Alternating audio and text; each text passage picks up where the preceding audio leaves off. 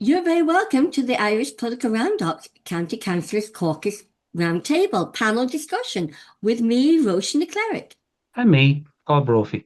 And Roisin, it's great having you back for your first County Councillor caucus of 2026. Imagine 2026 already, and we have a busy and a very experienced lineup for you this week on County Councillor Round Table Caucus. So joining us here on episode 12 of the County Councillor Caucus, we have a mixture of new and more familiar faces joining us today. One of our returning panelists is Councillor John Leahy, who is an independent councillor on Offaly County Council, representing the Birr local electorate area. John, of course, is the current Cathaoirleach of Offaly County Council, and he has over, sorry, and he has over,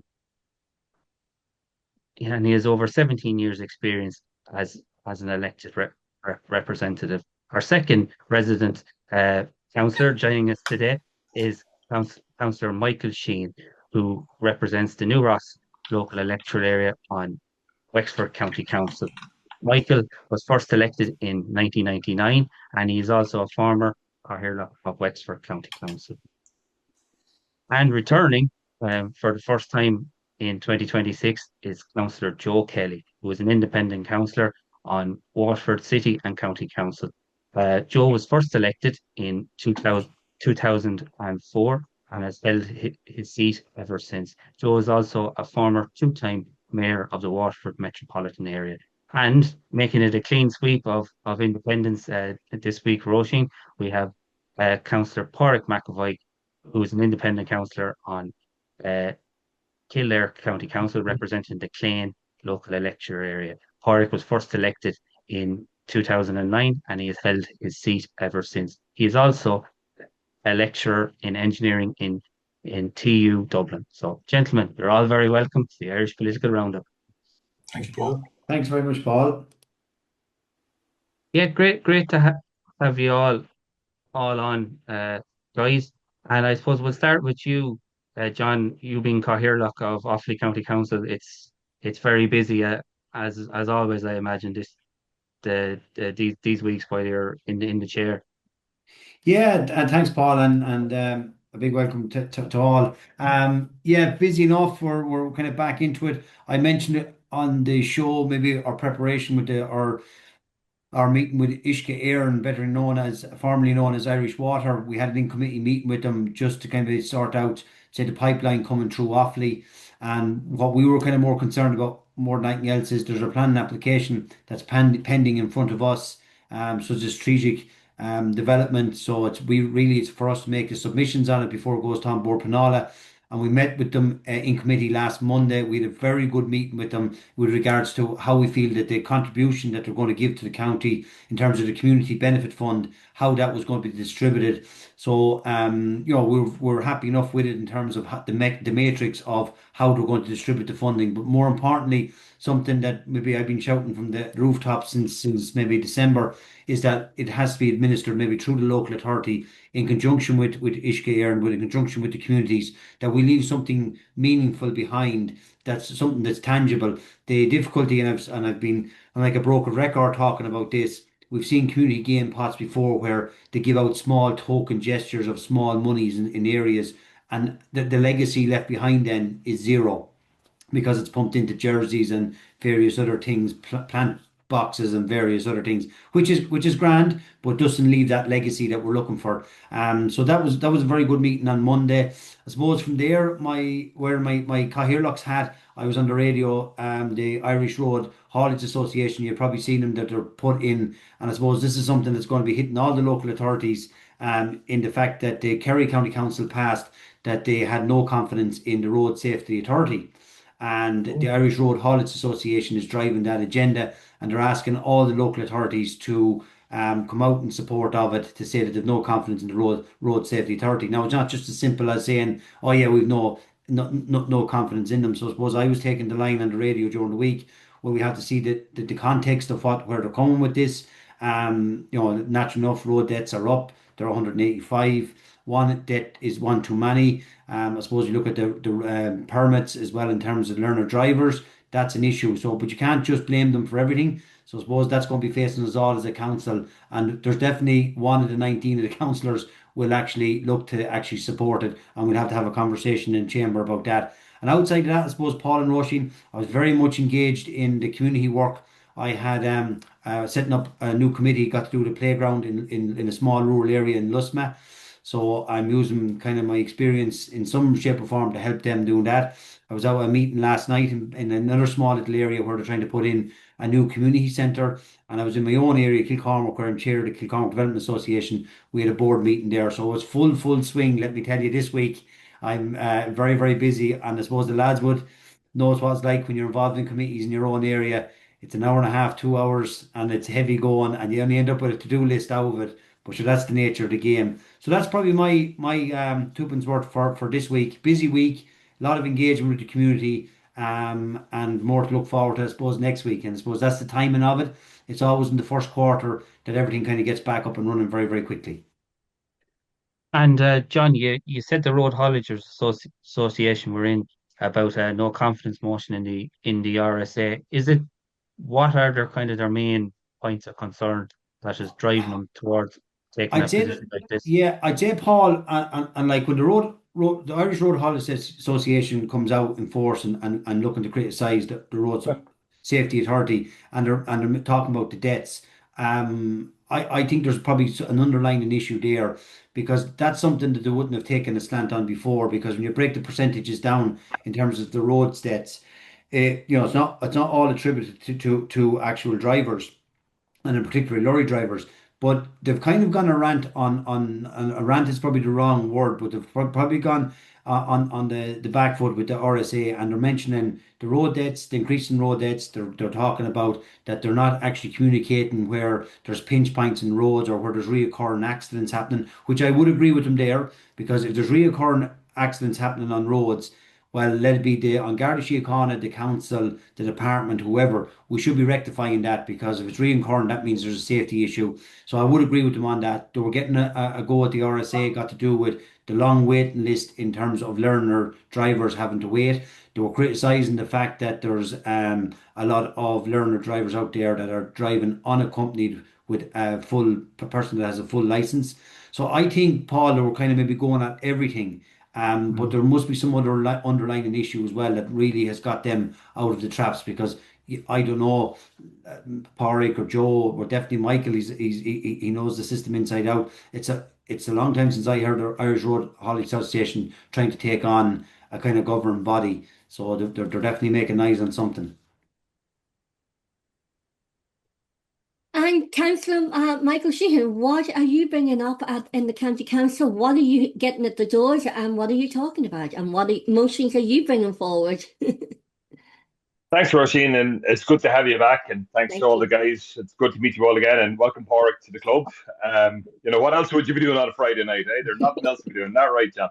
But anyway, yeah, similar. Let me just take up where John left off. There is that every local authority has received correspondence from the Irish Road Hauliers, the IRHA, and essentially what it is, again, there's a stalemate going on between them, the RSA, and the government in terms of road safety, road advocacy, and generally they find that what's happening, it seems like a lot of the blame is kind of leaning towards the hauliers who are out on the road. So they're kind of the first line of this. So I would say every local authority will have in their February meeting will have at least one motion or something similar to that. The difficulty is, if you're calling for a no confidence in the RSA, what does that mean? Where does it go? And I always think John McGuinness in Kilkenny always has the best one-liners. The house always wins. So it'll be interesting to see, will they get the way? Like, so what that all the councils passed their motion? It's what the government are going to say and do. So it'll be interesting on that. But like similar to John, like all of the local authorities at the moment, we're in the same cycle. So we have our development plan meeting on Monday morning, and that's where we're going to be giving the doomsday plan for New Ross and Enniscorthy in line with the new government targets for housing. And I'm looking forward to seeing it, but I'm also looking forward to seeing how we're going to do it, because, like I said to the guys last week, my understanding is the goal will be and the output will be we're going in with a town of 8,000 people. At the end of this plan in 5 years' time, we're going to have 13,000 people. So if we build and zone enough land for 5,000 people, then we're going to need things like schools and like primary care centres and like doctors and like community facilities, all these things that we currently do not have, and we're having awful trouble getting it. So it'll be interesting to see how that way. And we've done, like similar to John and similar to guys, we've done the SPC route. So the SPCs have now met this week and they're out of the way for this quarter. So we're on to the next thing. And a very interesting thing, I was on the radio this morning actually talking about active travel, and the active travel money came out, and then the other grants that came out this morning, what was it now? It's given me 7.2 million greenways. So the funding came out for greenways through Minister Darragh O'Brien's department this week, and we were very fortunate. We got 7.2 million, and I was on talking about that. But the main issue today, and the main conversation was today, is the fact that blister packs are now going up in price, and it is targeting and hurting those who need blister packs, which are primarily older people or people on the pension or people on a fixed income. And I was shocked when one of the pensioners rang me afterwards to say their prescription had gone up by 20 euros. And not that their prescription had changed, it's because the charge on blister packs has now increased through the pharmacy. So I guarantee it, watch this space, because this is a national rule that's going to come into effect on the 1st of February. And there will be murders.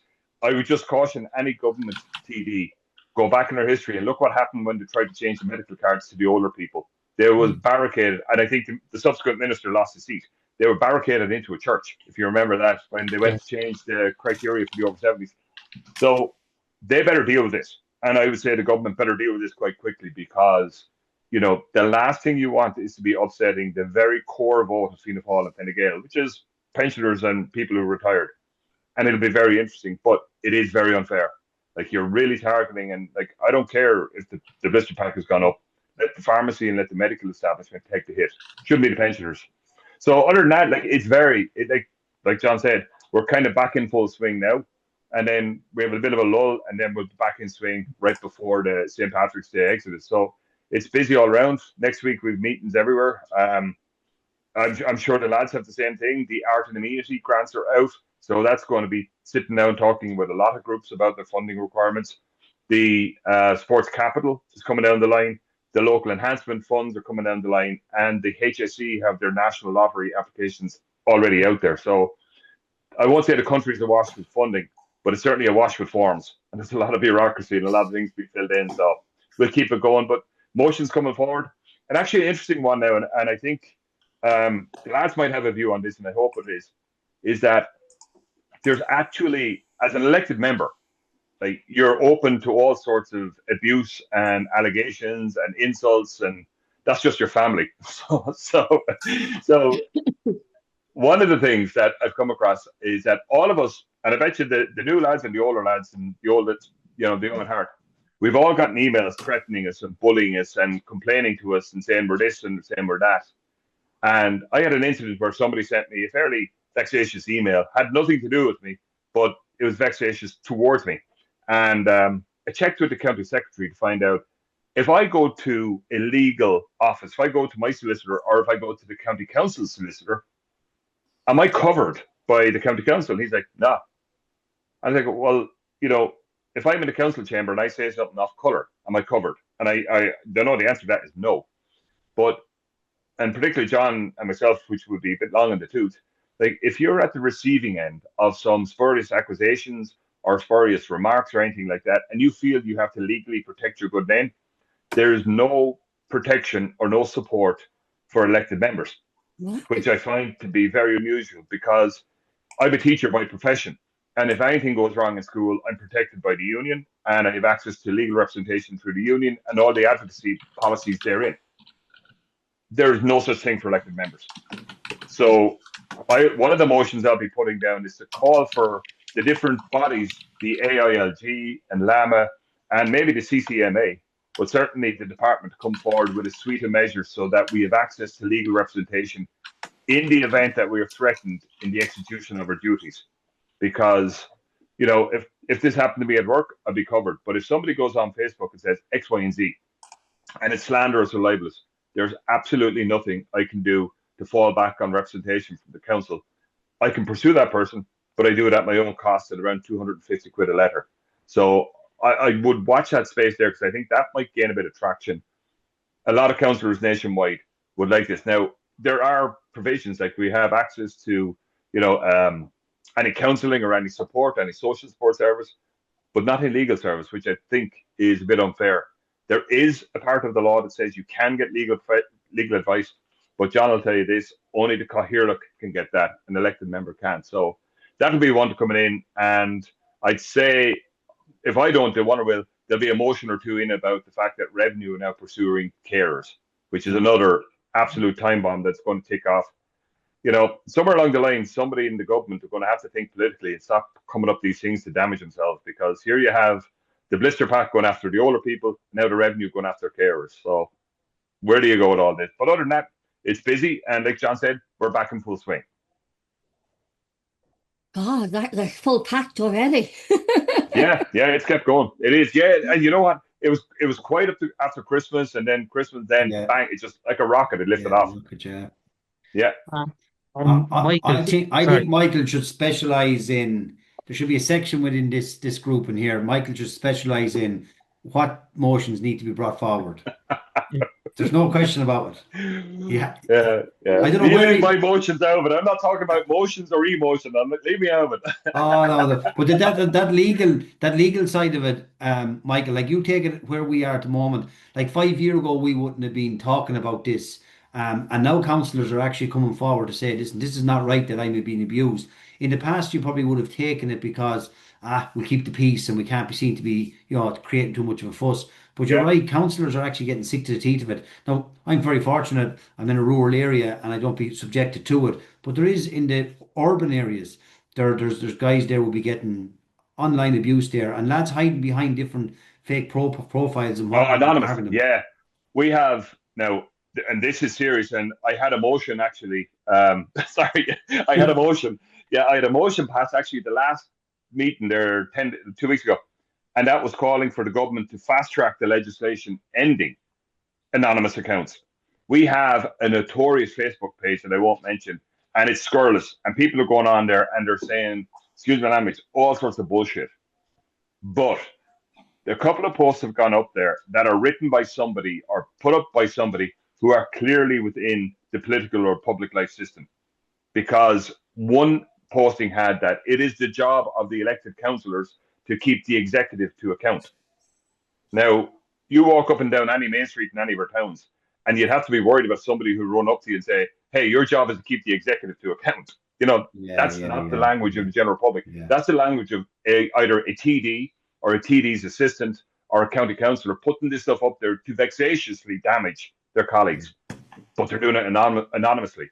So we were saying, hey, bring forward the legislation. Let's take it on now and ban all of these Facebook profiles where there is no name, there is no person behind it, because what's happened is it now been used to either start a fight against an elected member or to damage that elected member.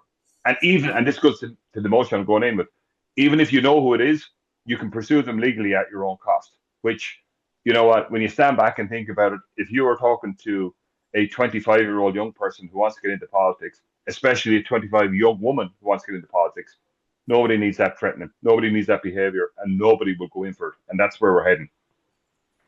Yeah, very true. And Councillor Joe Kelly from Waterford, what is happening in Waterford County Council? What motions are you bringing, and what are you hearing at the doors? I'm not a big motion person, I have to say. I'd say in all the years I might have done only 3 or 4. I find them in Waterford anyway to be of no benefit other than getting publicity from them, because the newspapers tend to report on motions and the local radio. So people put them in basically to get publicity for themselves, and if they're a party, for their party. So such a person proposed a motion on, I don't know, the child benefit or the carers allowance or whatever it is. That is one that I've actually think they're putting a motion in on, the carers allowance, because I think it's disgraceful that they may consider taxing these people. I was on Saturday, just gone on WLR for about half an hour, a one-on-one interview, and I spoke about that and what I would consider the rights and wrongs of it. And like Michael, my view is that I think it's a disgraceful move. I think it's way below the belt, in my view. And then the government tried to get out of it with the tax people saying, well, a lot of people earn so little anyway that they mightn't really have a tax liability. But I think that's beside the point anyway. The point is the carers save this country hundreds of millions of euro every year just on the financial side of it. They also have a vital service, or provide a vital service to parents, friends, children, and you know, in a whole array of different areas of support that this country would probably collapse without. So that is more than the value of any tax due, I can tell you, way beyond it. So I think it's a thing from left field. I think it's an unsocial type of an approach. And what I said on the radio is that for anybody that have a tax liability on that, there should be an amnesty, right? An amnesty on that. And we might be able to move forward in some way. But in my view, the way forward is that a carer's allowance is exempt for, as not considered in the normal way of income. It's certainly not an income. It's a survival support mechanism for these people who give endless hours and often huge amounts of their own life to care for loved ones. And, you know, their own life and prospects are hugely restricted. And I've met many people like that. And they do it from love of family, love of everything. But to be hit with some kind of a penalty for it, I just think it's one of the most disgusting pieces of news I've come across in recent weeks. So that's been doing the rounds a bit, like Michael said up in his neck of the woods. It's the same around here. It'll be the same all over the country, I believe. So I just don't believe there's any justification for it at all. There's a legal basis for it, but every other kind of a moral, societal justification, I believe, don't exist. The other thing that is really hot and heavy was it went on today, it went on yesterday. It's active travel schemes. And we have a very defective system, is how I would describe it in Waterford anyway, regarding active travel schemes. And I'm not referring to ones that are putting footpaths maybe into housing estates and you know, making desire paths or desire lines, or indeed money being pumped into greenways and so on. All of that stuff I think is brilliant. No issue there. It's the actual road part of it. And our guys seem to operate independently of our council management structure, as in they're paid for, it's funded by the NTA, and they see those people as their masters. And, you know, it's just the councillors have been cut out completely of having any. You can have all the views you like, but you have no influence. You have no power. It's all transferred since Eamon Ryan's day into what they call Section 38s. We used to do all this through Part 8, where councillors had input and had an actual vote, and almost always these things got through on a majority vote, if not unanimous. But Ryan, being what he was and is, didn't want to have the risk of pushback, so they put it through this Section 38. Now that was challenged by councillors in Dublin in the High Court. Don't know if we went to the Supreme Court, but went to the High Court. And the judges found that both methods, Section 38 and Part 8, are both valid methods of doing the schemes. So they didn't rule that Section 38 undemocratic or out of bounds, but that the local management and executive had a choice on which method to use. Unfortunately, in Waterford, they've gone headlong with Section 38 only, and it's causing endless panic with residents, motorists, councillors, because we're representing the people.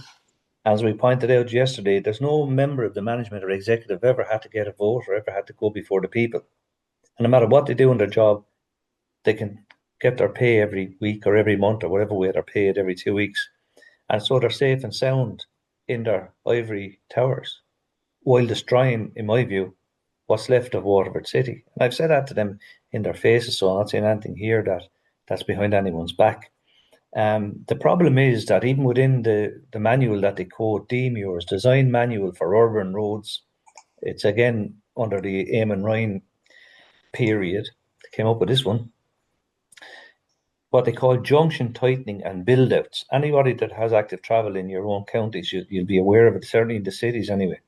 So they build out the roads to tighten them as much as possible, but there is a latitude, it's between 3 metres and up to 6 metres, right? In Waterford, they have consistently gone with the smallest tightening they can do, i.e. the most tightening and the smallest gap.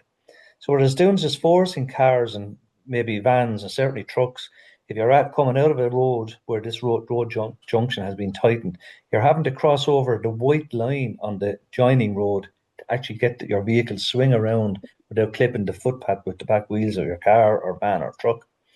And they're saying this is all designed, working perfectly to slow traffic and keep everybody safe, but they're creating a whole series of other dangers, as well as huge tailbacks. Where there was never a queue, we have queues of 15 and 20 minutes now on the roads. And when we pointed that out to our senior engineer of active travel, he said to me and about 7 other councillors who was listening at the time, it's working perfectly as designed. It's designed to cause huge tailbacks so that we force people out of cars into buses. And I asked, well, when we force them out of cars into buses, and there's still hundreds, if not thousands of cars around the place, because this is be a very long process, what do we do with the people who are sitting in the bus, stuck in traffic? Not getting anywhere, they're still stuck. They're moving at the same pace as the traffic. So the arguments they're flawed. The ideas are probably sound enough ideas, but the implementation is shocking, and it is causing ructions. And on Saturday, maybe it was yesterday's meeting. I think it was yesterday's meeting. Yeah, I didn't say it on the radio. That I believe it's getting to the point in Waterford where I said we need to have people action on the streets. That when these ridiculous plans as they're put out carry on, that we actually stand on the roads and we'll block the diggers and the workers and do whatever is necessary to force some change on this insane policy. So that's where that's gone in Waterford. It's one of the hottest things here. The good news story, though, that was great in Waterford was the private investment into the Waterford airport, which is going to service the whole southeast. Waterford, Kilkenny, Tipperary, Wexford, and because who wants to go to Dublin anyway? Packed with traffic, packed with the M50 is like a car park. The airport itself is packed, and all of that. So I think airports like Waterford, up in the north, Belfast, over across to Knock, down to Shannon, down to Cork, and back to Waterford. Those nodes is the way the transport idea and the airport should be linked, so that you can disperse the people and the traffic to different areas of the country without all heading to the great metropolis of Dublin, which is dying on its feet. So the real joy of this was, first of all, getting it off the ground and the commitment from this American multi-billionaire and a local businessman called William Bolster. And the beauty of it was that we were able to tell the government to stick their money where the sun don't shine, because they were for decades holding us up, holding back the development of that airport, led really strongly from Eamon Ryan and his department that we don't need cars on roads, we don't need airports, we don't need this, it's air fuel, it's poisoning the atmosphere. I think the man did probably the most damage to this country of any single politician that I can think of anyway. So it was beautiful for Waterford and the people of Waterford to be able to tell the technocrats in the Department of Transport, who are particularly down on this idea of air transport, lads, up yours, because we did it anyway. It was just brilliant. It's like something Michael O'Leary or someone would do. It's fantastic. That was great news. And that was a big thing. Today, we had our roads workshop to come up with our roads budget for 2026. The money hasn't been announced yet, but you can always kind of guess that it's similar to last year with maybe 5% or something added on.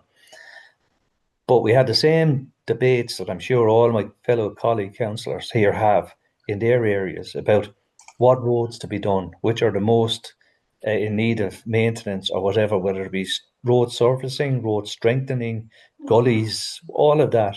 And in the Metro District, which I represent, which is the whole east of the county, there's 18 councillors representing that area, and everybody has their own view of, well, my area needs this and that. So in fairness to the management, they tend to come up with a balanced enough plan.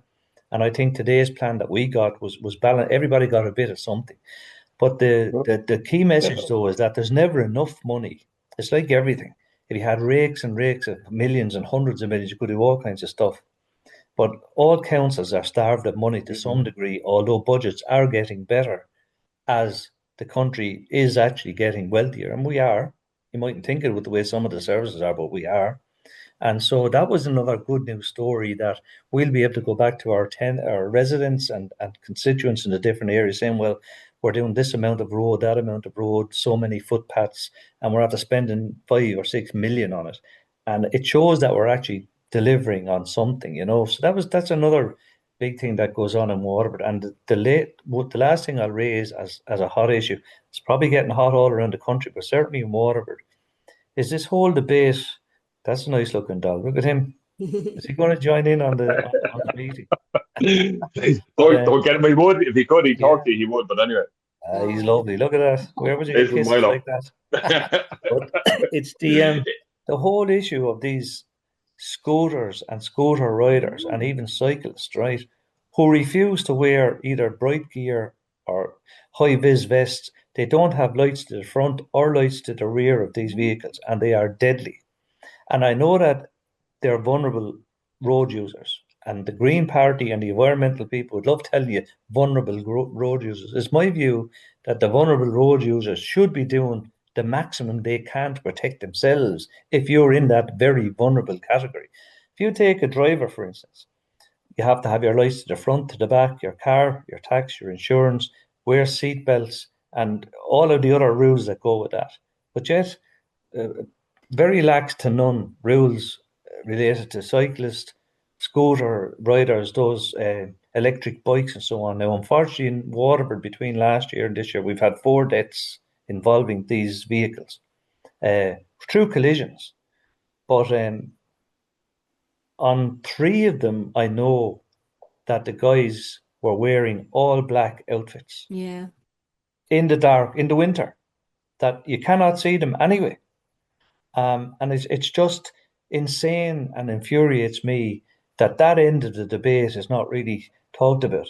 Like that High Court judge, I believe, last week or the week before, he cut a payment by 80% because he said the cyclist was a cyclist and a motorcyclist. The cyclist was 80% to blame or held at fault.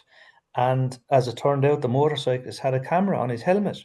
So he was able to film this guy cycling along beside him and then cut out straight from his lane into the traffic lane, if I can call it that, causing the collision with the motorcyclist. Gave no chance to stop. There was no hand signal, no anything like that. And so the judge, if you remember the statement, he said that they've become, I think, a nightmare around Dublin, or words to that effect. And then there was a huge uproar, people slagging the judge and vulnerable road users. I believe that people like that are vulnerable road users, but there is an even greater, I believe, requirement on vulnerable road users to try and take the best care they can of themselves and others.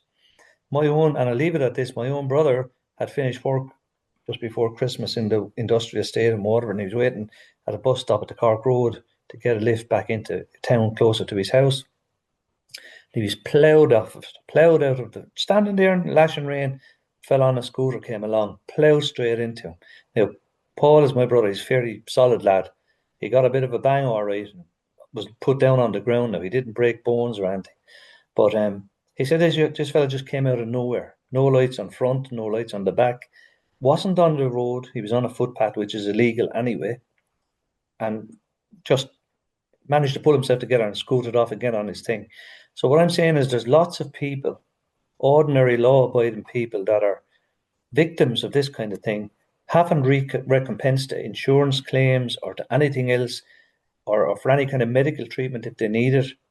And the government is now belatedly starting to look at, we may have to put lights on the front and back of these things. We may have to put in a registration system. They may have to take, say, insurance. I believe all of those measures should have been done a number of years ago when these vehicles became very prominent, because they are a danger to the riders and they're a danger to other people.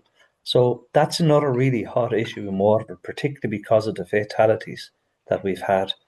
And as good as a driver as anybody wants to be, if someone is in pitch black, driving along, black gear, black clothes, black hats, black face, or even using face masks up to here, all that's left is the eyes and no lights, then I don't think you can be too surprised when you hear of these fatalities.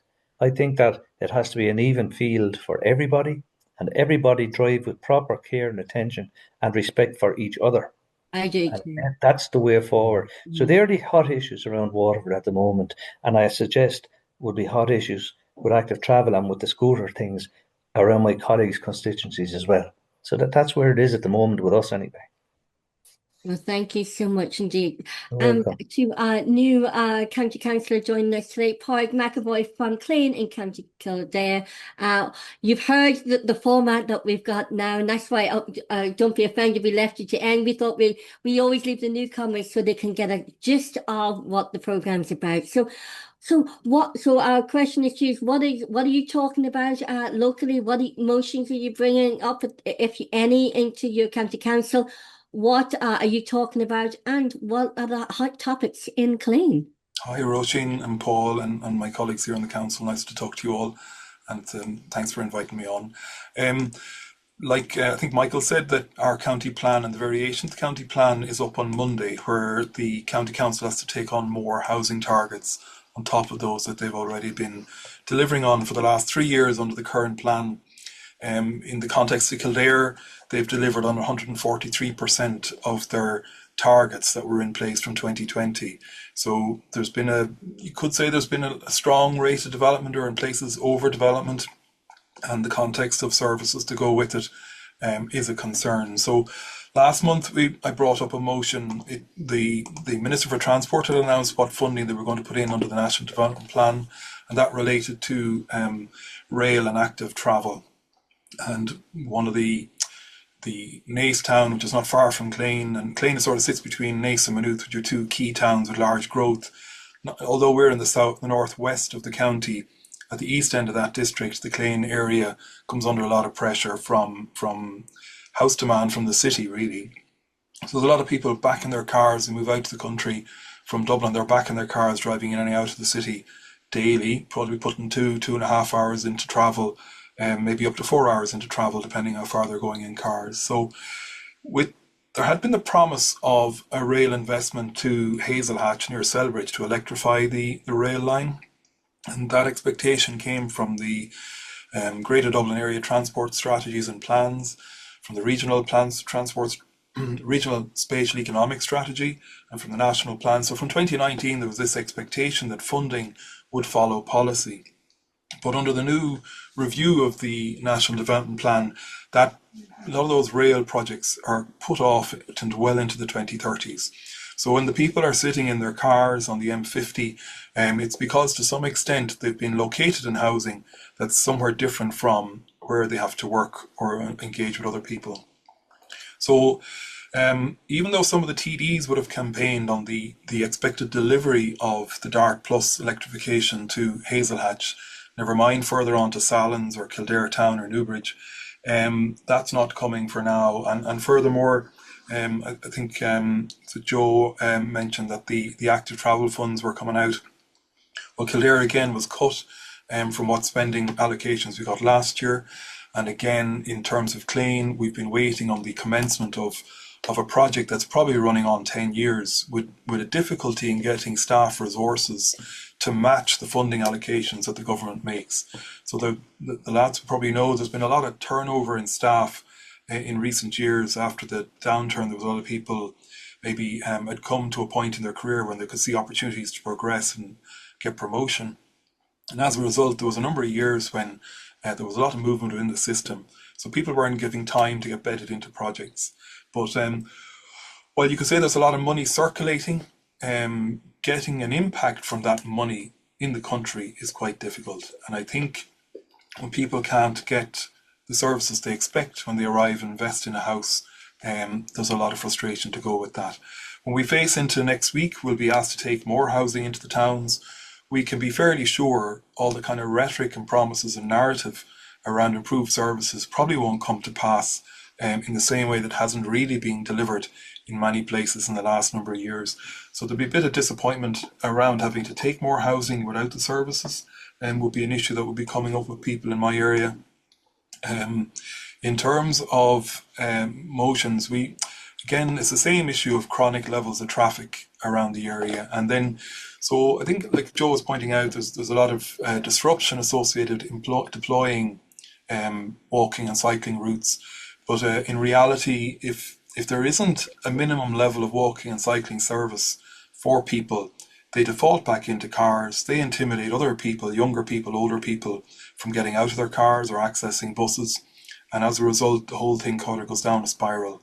But if we could only get the resources locked in our area, I think people would be more tolerant of the changes that are coming, but there are frustrations. And then the other kind of projects we'd have locally would be that Irish Water are coming by with the pipe from the Midlands and Limerick. That's engaging some people. EirGrid are running electrical lines from South Meath to South Kildare to boost the grid capacities in the east of the country, taking power up from the southwest, I think. So over the next year, along with Board Namona, have implemented large solar farms in the Timahoe area. So there is an amount of community gain money to be administered. And as we say, we'd be looking for sort of impact and legacy projects, initiatives, rather than the kind of consumer approach of stuff that doesn't last very long. So people are returning now to the start of the year, looking at the grant applications, digging out projects they've had in their mind for a few years and putting forward with their best efforts among the tidy towns, the other community groups, as they start into 2026. Yeah, and Oric, you're also an engineer by trade as well. You lecture in the field. You know, on this program here, we've talked a lot about, haven't we, Roisin, about wind turbines and air grid and all these different, projects that you know that are happening because our to boost our national grid. Is the policy that there at the moment, is it working in your opinion? So the form of engineering I work on is the short range communications. But what I would say is that there's a lot of disruption that comes with certain forms of renewable energy. I presume most people would see that the wind turbines will be a visual impact, and there'll be nervousness around ecological impact and proximity to homes. So that disruption is something we're probably coming to terms with. In terms of electricity, it's the most efficient form of power transfer. We hear a lot of talk about maybe hydrogen as a promise. It's not fit for the distribution, the gas distribution network. There's only about a 40% efficiency. So for every 100 units of electricity you consume to create and store and move hydrogen, you'd only get 40% yield from that, which is very low compared to the kind of efficiencies you can get from transitioning away from a fuel combusting engine to an electrical car. So, of course, the addition of lots of electrical cars is a problem in the sense that the grid has constraints and the charging points are constrained. But I think Ireland is burning about €1 million of fossil fuels an hour. And we know from the spike from the costs that came from the Ukraine distribution problem that a lot of people are still hurting and recovering from the high cost of fuel to houses, oil and maybe gas. So that transition to electrical supply for new homes will reduce that expansion of the demand for fossil fuels to some extent. But the biggest issue I would say is that we're facing with 22% of our current grid serving the data center sector alone. And with the change in policy to grow that, I think people in homes aren't really thinking about the fact that they're price taking from what the energy consumption is going to the data centers. So the data centers are the big operators consuming a big percentage of our energy supply brought into the country. Relatively small percentages, 24/7 renewable energy is available for data centers. They operate 24/7. So they're willing to import high levels of fuel. And I see Minister O'Brien is now moving to secure an LNG supply from the US. So we're kind of shifting from a gas supply from the northeast, from the UK gas fields. Obviously, the price of that gas is linked to the Russian supply onto the continent. As we've weaned the continent off that to some extent, we're now talking about trusting President Trump to supply us with LNG. And you can imagine what the price taking that will go with the kind of aggressive tariff-based talking and threatening to a small economy like Ireland. So while on one hand, we're hosting data centers, and there's some sort of related economy with it. The strategic dependency on their consumption of electricity has an impact on families and other forms of businesses. And while there's always going to be an investment cost around transitioning to solar, increasing the grid and the wind system, the rise in energy prices, I would think, are mostly to do with the slow recovery following the data center growth. And on But the data center growth, if I can, sorry, Paul, go ahead. they consume vast quantities of water, They another do. scarce resource. And Pascal Donoghue, now off to his big World Bank job, only last week raised that very point, that he's now concerned about the volume of water now that he's safely out of the country and in a big job in America, that he can now raise things that are legitimate concerns of all of us for years.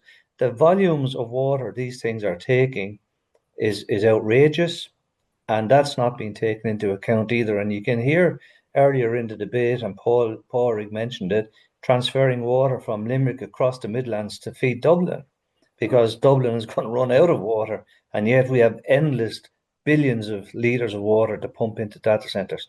The policy around data centres and the new change of government policy on them, I think, needs a lot more scrutiny than what's gone on. And it seemed to me to be just a nod, like a nodding dog in the back of a car or something, towards big business and private interests and money and the almighty dollar calling the shot. And I believe that that's one of the biggest problems we have in this country. We're slavishly adhering to an economic model where profit is the key to everything. And the trickle down effect then is to come to the communities. But it's the people in the communities that we represent, the people at the lower end of the scale, are the first to be hit with anything and the last to benefit from anything. While the millionaires, billionaires and trillionaires get richer by the minute, the rest of us pick up the tab. And I think this new strategy around the data centers linked to the electricity consumption, the capacity to generate that, and the millions and trillions of litres of water is another case of something that we just need to step a little bit back on and take a look at, because it's not, the old saying, everything that glitters is not gold. I think this could be such a case. And as well too, is it, as you've seen with all yourselves, you're looking at revised targets for housing, and the demands are being there put on you by the government. But realistically, you can't have it both ways. You can't be investing large money in electricity and water supplies for data centers and expect to build housing as well, because you need that infrastructure as well. Like you can't have it both ways. And I think There's a finite quantity of electricity that's available, a finite quantity of water, and there has to be a decision, where is it going? And you make a point about taking on the more growth. Whatever we do about zoning for more development, if you ask me, the problem in the last number of years has not been the quantity of available lands for zoning, but the lack of capacity to deliver homes and housing. And if it is a first up, first served approach in terms of electricity and water, then we will see conflicts. I mean, the CRU came out this week and talked about predictable periods of risk when the network could collapse, a bit like the event that happened in Spain and France, was it last year? So we are definitely on a very kind of I'm not going to say a knife edge, because that's probably a bit dramatic, but there's definitely a balancing where the induced demand from data centers, not just them on their own, but because there's such a significant quantity in every step up that they create, and they're going to induce an LNG import, they're going to induce instability and delayed supply in other forms of renewable energy. So we'll end up importing more on the grid interconnectors up to a capacity point. But because there's risks of white or blackouts, they will have backup gas and diesel, and those emissions will go towards our emissions costs, part of the European network. So it feels like we've run into a point where there's a lot of tension between different parts of the system. Yeah, and I think you made a good point earlier on as well. Sorry, John.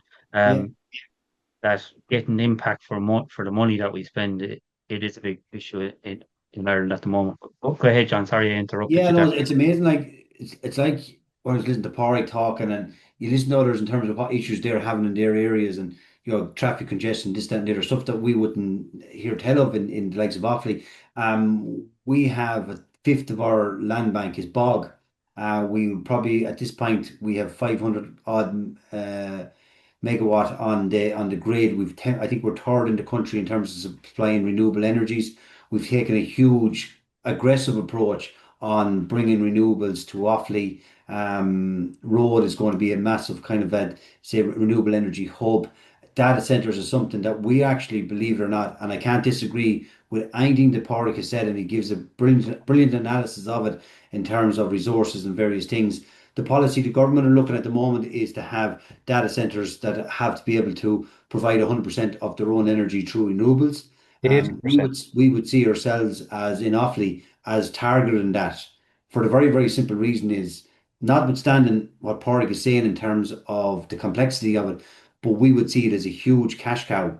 It's a golden nugget for ourselves. The fact that have done the heavy lifting in terms of the renewable energies and wind turbines, while they're very unsightly, we kind of have majority of them out in boglands that will never be used for anything else because they're cut away bogs. They've exhausted their use in terms of Bornamona and peat generation of power, and Offaly has always kind of been at the forefront of that through peat extraction.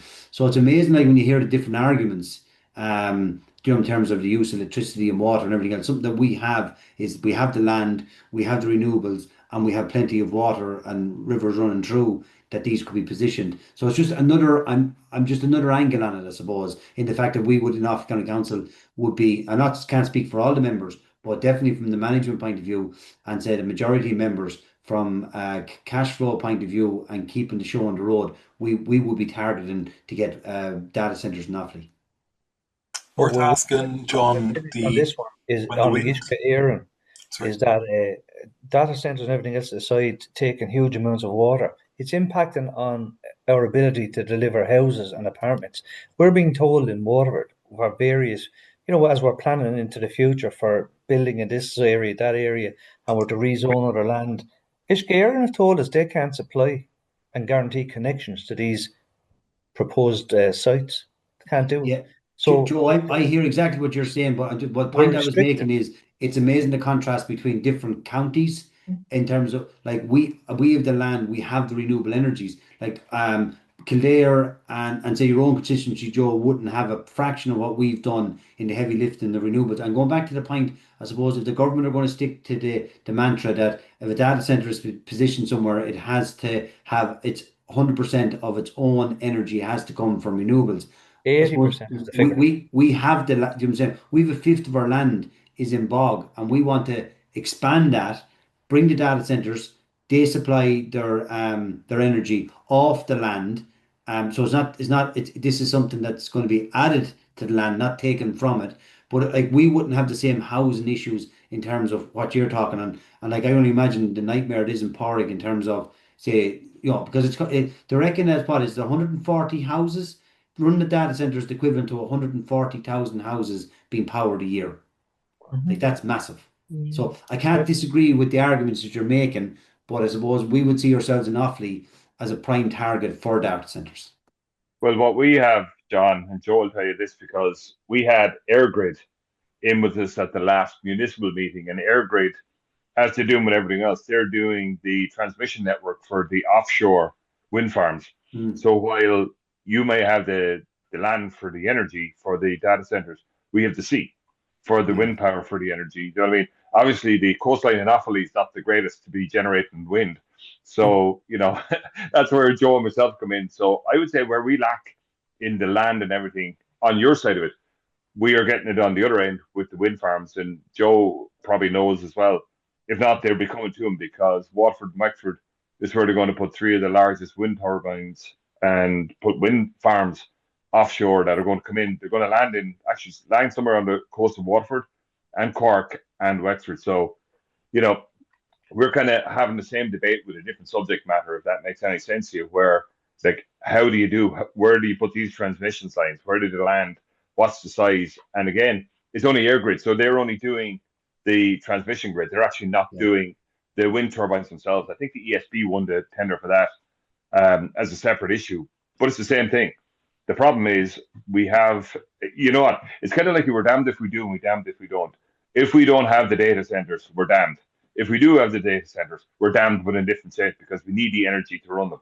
So in either way, like, we're just going to have to bite that bullet. And, you know, in the bigger sense of in the bigger picture thing, like, these one of these political issues, we just have to hit head on, because we can't say, no, we don't want it, but we do want foreign investment. We want all this sort of stuff. And whether you like it or not, more and more often than not, our entire lives have been consumed by AI. Everything we're doing is AI. Our work has been impacted by AI. And that all takes energy. And that all comes from energy running a data protection center or data center. So we're going to have to deal with that issue one way or the other.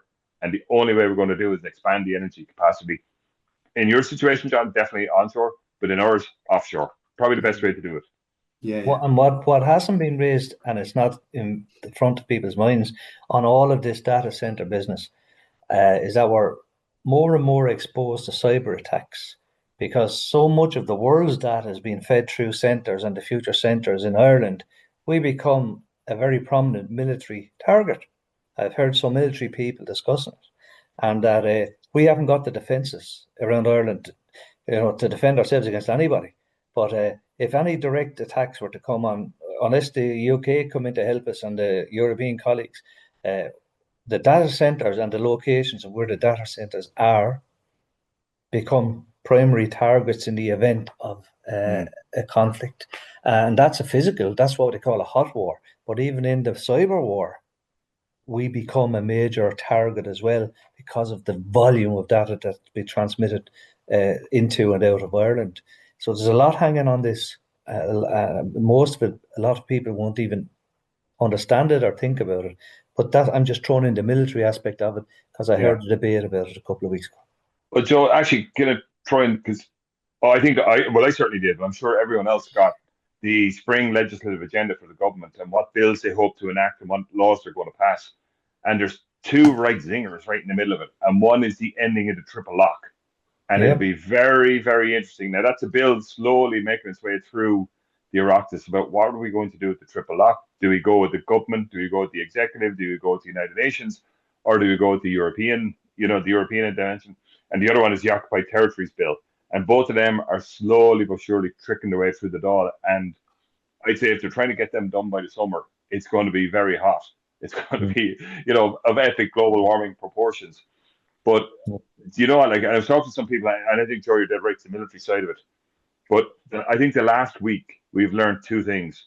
That number one, our neutrality is of no use to us, and membership of NATO is no use to us. And if equal, look at Greenland.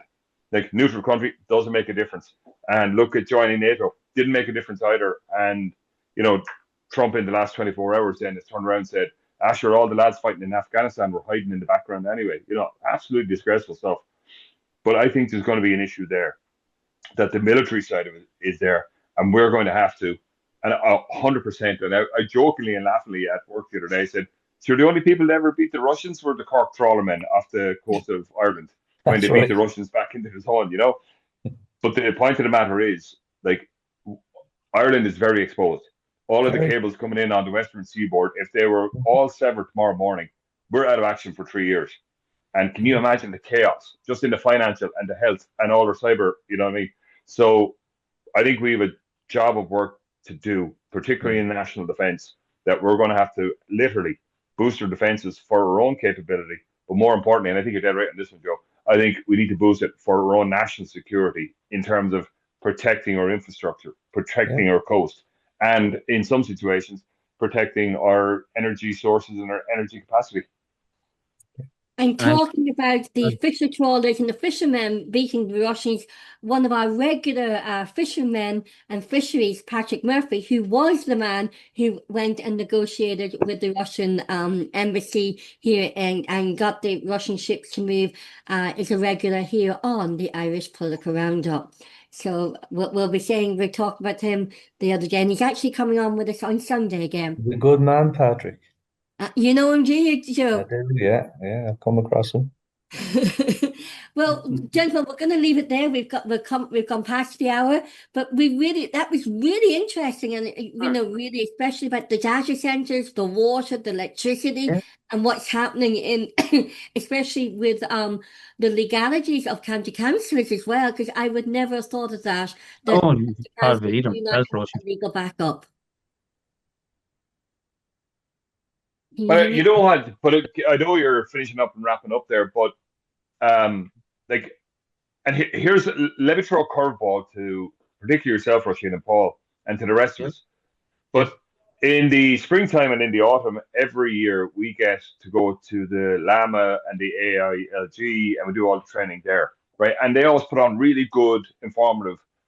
But 9 times out of 10, it tends to be, from an organization, or some. It sounds, I won't say professional led, but it's certainly agency led in terms of the agenda. There is a role, and is there space in our program as a county council throughout the year for some sort of kind of gathering. And this is where you and Roisin, that you and Paul could come in, because if you were to organize it, like, I think what Joe was saying is really good, or what Park was saying, I would have sat and listened to Park for days just on the stuff he was saying about the economics and the energy and that sort of stuff. I'd love to see a one-day conference where you actually get councillors to get up there and say, this is what it is now. Like, and I do not mean that in a disparaging way to the agencies that we have, because they do great work. But there is a role for a training program to come forward from yourselves to say, look, energy, like economics, society, all that sort of stuff. Like, and let me throw the curveball. You guys should go off and organize a one-day training or a 1.5 day training in Overlighter, where you bring councillors, like the raw primary evidence that they have, and let them talk to their peer-to-peer and say, this is what our issues are. These are our issues. If they're not issues you're facing, you certainly will, or you certainly have. Do you know what I mean? And there's loads and loads of stuff that, over the last couple of weeks, like, we've had some great councillors with great life experiences that would have a huge impact to other elected members. So maybe that's something you would look at doing for the Definitely look at that. one day. Yeah, absolutely. We were talking about something of doing that in 2026. So yeah, look, you beat us to it. That would be great, and it's good that you've actually suggested that to us. But you have the agenda. Like, you have the, last week's one was brilliant. Porrick is there, they're brilliant. You know what I mean? And like, over the last couple of weeks, we've had a load of different things, and the way politics is moving and the speed at which it's moving. I think you have an opportunity there, particularly because you're broadcasting media cast, and there's a lot of footage there for you guys to use again and again and again. Yeah. Like, you have animal welfare, Stouts law, you've all the motions. You have enough there for an absolute banger of a 1.5 day conference in which you would bring elected members to talk to elected members about elected members' issues. Definitely, we'll be in touch with you now on that. Yeah. And John could chair it, because I'm not going to go. No, I can be Michael's agent. Yes. God, my last election agent didn't do too well now, John. So there you go. Yeah. It's always been great watching you all over this is the 12th week, 12 weeks that we've been on, watching you all share motions, help one another, pass numbers, and also helping the younger county councillors, and how you've all supported one another on this. I just think that's just been lovely to watch and observe how you've all helped one another as well. And when you meet here and then helping. But there's a problem. But there is a problem there, Roisin, and all of the lads will tell you, and all of the female councillors will tell you, there is not enough support and protection for the younger elected members when they come forward. There simply isn't, because as soon as you're elected, like, first of all, the electorate thinks you know everything. So obviously, when they turn up, you don't have the answers. Like, what do you mean you're elected? Jesus, what do we vote you for? But, and John will tell you this, like, when we got elected first, and when I got elected first back in 1999, I think there was only 6 telephones in your house. Do you know what I mean? In total, between land and that sort of stuff. Now there's probably 6 telephones per person.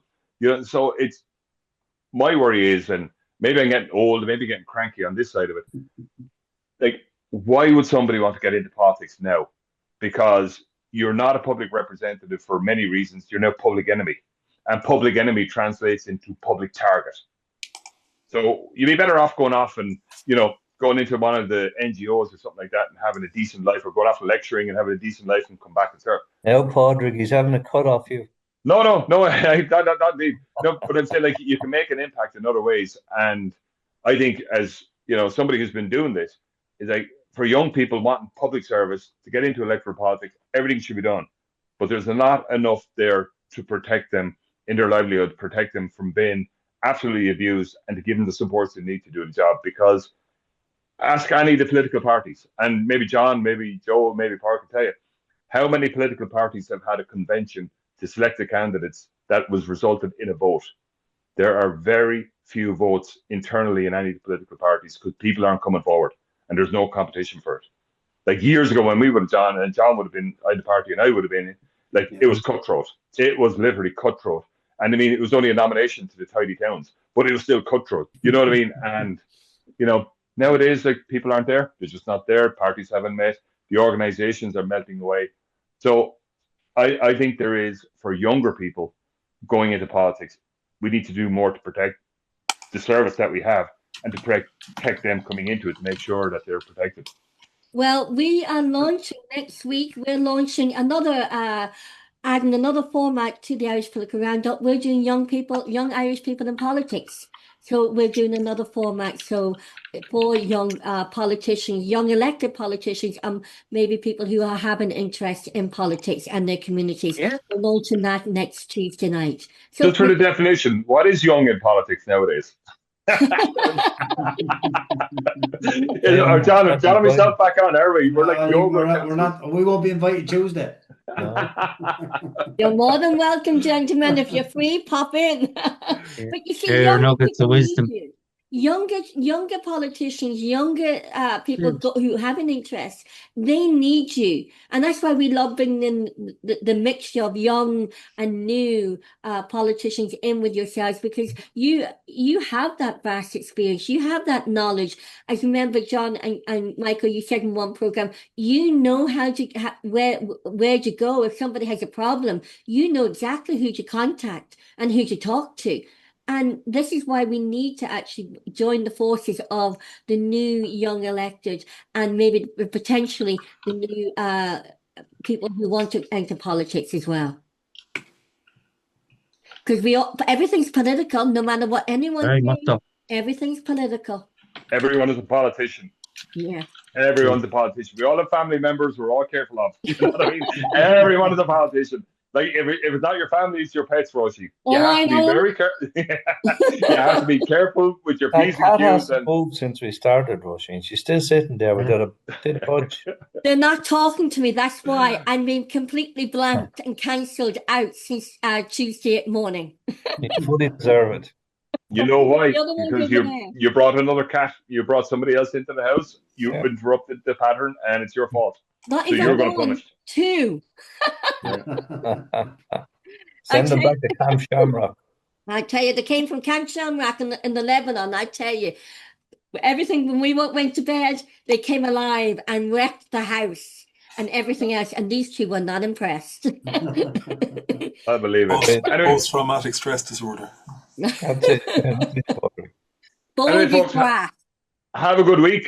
Take care of yourselves, and we'll talk to you soon, okay? And we'll see you next week. Thank you so much. Everybody. Thanks. Thank you. Have a good week. And thank you so much for